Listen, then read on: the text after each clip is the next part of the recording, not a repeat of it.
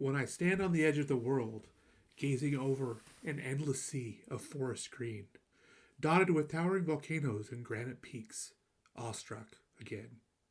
I can't help but feel grateful to this wilderness, these mountains who shaped who I am, these mountains that keep me calm, these mountains that make me wild, these mountains that helped raise my family, these mountains to which I will ultimately return.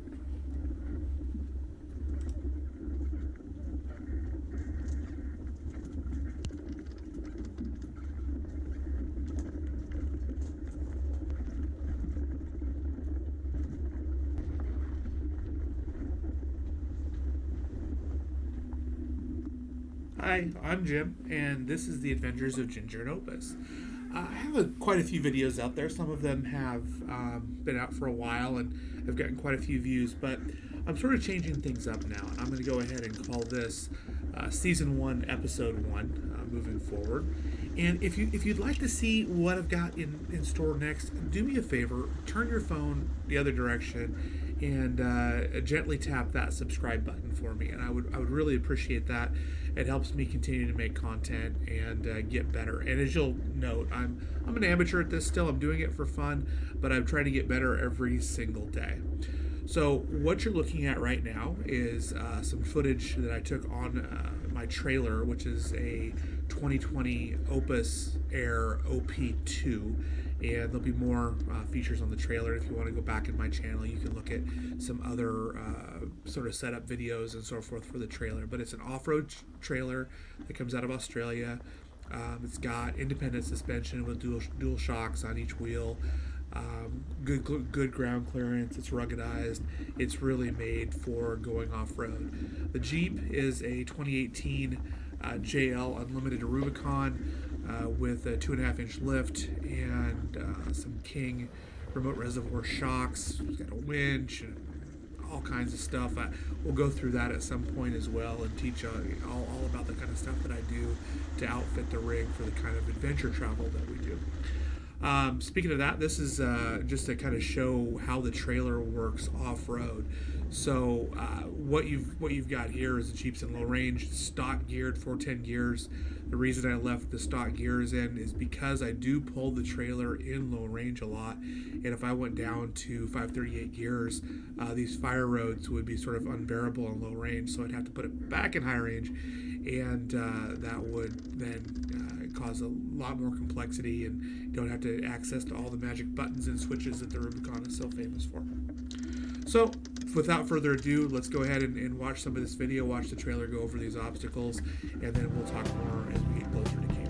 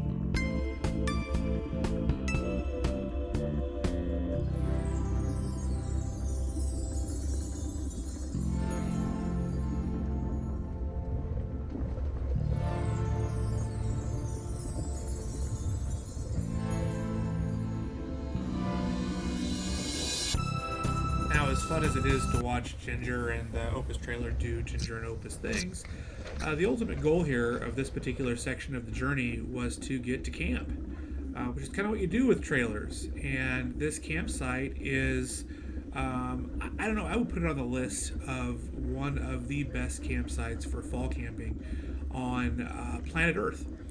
And the reason for that is because you've got this lake entirely to yourself, and it's a nice flat spot. It's got a great fire pit. I actually brought my kayak and went out and did a little fishing. I didn't have any of my trout gear with me, so I didn't actually catch any fish. But if you're a fly fisher person, or you've got some trout gear with you, I don't think it'd be a problem to catch a few fish in there. Some pan fries and some brook trout in there, and some rainbows. But just a beautiful place, as you can see, and it was really what our destination was for this trip. Now, the destination's one thing as far as camp, but we also came to run some trails. And what I'd kind of like to do is transition into talking about sort of my thoughts on overlanding. And so without sort of further ado, here's camp, set up. And sorry about the cell phone photos. I'm still getting used to turning my phone sideways, but the rest of it's on a GoPro. We were running a trail called the Milk Lake Trail, and I keep calling it Milk Creek in the video, but it's actually the Milk Lake Trail. And this trail, the bottom part, the first section, is relatively new. Now, here's why I don't like overlanding. If I were to have to pull my trailer through this trail, or have something like a rooftop tent, or just an extremely laden vehicle, or a pickup in these tight forest trails, it would be next to impossible to do these trails with an overlander setup. It's just not practical up here in the Northwest. And as you can see, going through some of these trees, it's extremely tight. So if you've got that high center of gravity with that roof rack, or even a bed rack, if you've got something like a Gladiator or a Tacoma, you're going to be knocking that tent or that rack on those trees constantly. And that's sort of a bad deal. So my style of travel is a little bit more sort of mixed touring. I actually hate the term overlanding, even though it's sort of what I do. And the reason I hate it is because it's got this label of, all the gear you've got to have. When I started doing this, when I was a kid, literally from birth, we had, first off, we had a little canned ham trailer, and then we had a tent that we used for years, a big canvas wall tent that we would throw in the back of the Jeep. Or my dad also had a Bronco for a while. And then my folks ultimately bought a motorhome, a small one, so we could get into some of the National Forest campgrounds, and also we raced. But 9 times out of 10, Dad and I would just throw the tent in the back of the Jeep and be up here in the mountains in the backcountry. So it doesn't matter sort of what you do; it just matters that you do. So get out there and enjoy this. So this part of the trail, we're meeting up here with my friends. We were new to the trail, so we each took off one direction to try to sort of meet in the middle. We did that. Here comes my buddy Toby, wondering what the heck happened, and I explained to him that he needs to turn around because he's on the uphill section of the trail going downhill. Then once we get rolling, I'm actually following his son, Gavin, who's 15, just got this XJ, starting it out right. I also got my driver's license in a Jeep in a 1980 CJ7, which I actually still have in the garage. It's gonna get a rebuilt here pretty soon. But anyway, we follow the trail for a while, and then get to some rocks later on. So I'm gonna let you guys kind of watch this for a minute, and then I'll come back and talk about what happens next.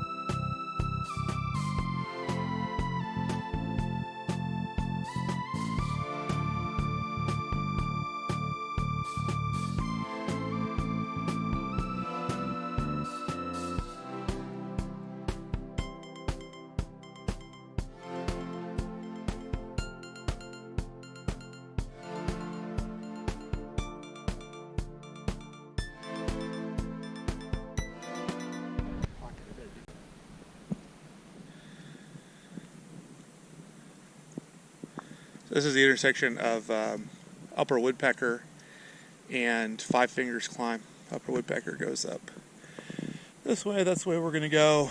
And Five Fingers goes up this way. It's a shorter route. It's just a steep hill climb. There's nothing exciting about it. We get into some tight trees up here. So far, having a great day. Mark had to go grab some stuff from camp. I think he left his money safe or something down there.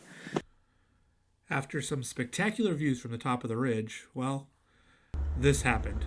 This is how not to backflip your four-door Jeep.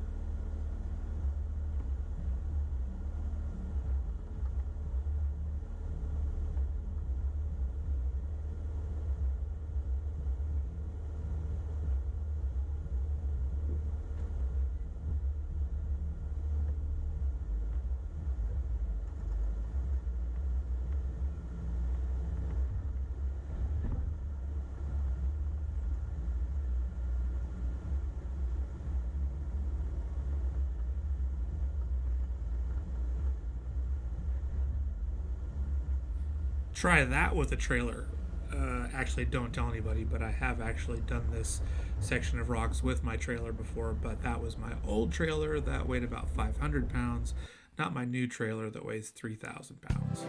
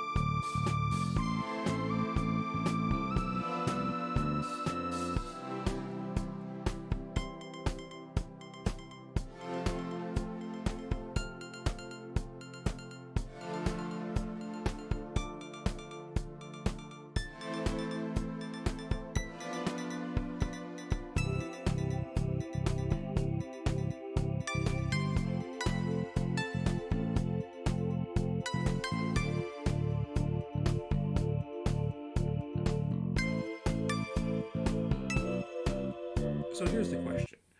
What do you need to give up or compromise on to be able to do all the things that you love?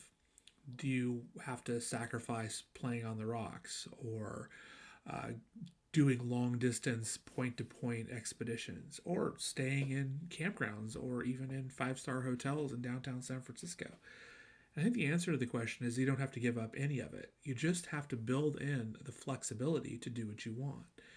For me, that means the traditional overlanding route of having a really heavy rooftop tent on top of my Jeep just isn't going to work. Or having a trailer that I'm forced to pull with me through the trails isn't going to work. Now, sometimes I do. You can go back and look at my series on the Enchanted Rockies Trail. The trailer did fantastic, but it would be a non starter on weekends like this. And for me, I'm just not willing to give it up. Speaking of not giving things up, you don't have to have tacos El Pastor for dinner or delicious cappuccino for breakfast when you're miles and miles and miles off the grid, but you can. And if you can, and that's something that you enjoy, why wouldn't you? On the other hand, there's not a darn thing wrong with a cup of instant Sanka from a jet boil out of your backpack. Whatever you want to do, however you want to do it, just get out there and make sure that you can do it safely and with people that you love. So, the message for today is don't limit yourself to certain types of activities based on some gear that you saw on the internet that you thought was cool. Do what you want, do it how you want it, get out there, enjoy nature, enjoy life, and if we're lucky, we'll see each other down the trail. Thanks so much, and again, please subscribe to this video if you liked it. Hit the like button. If you didn't like it, hit the down thumbs button, but just tell me why you did that. I'm trying to get better at this every single day.